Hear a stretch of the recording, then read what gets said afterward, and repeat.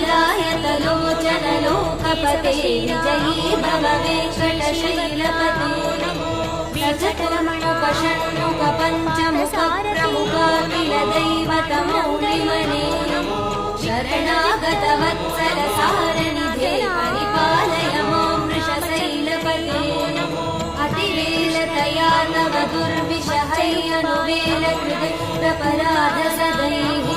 हरितं त्वरितं वृषशैलपते परया कृपया परिपाहि हरे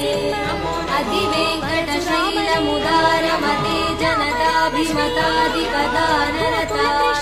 वरदेवदया गदितान्निगमैकमलादयितान परं कलये कलवेणुरवावसकोपवधू शतकोटिवृतात्मरकोटिसमास प्रतिवल्लविकाभिमदात्सुपदात्मसुदेव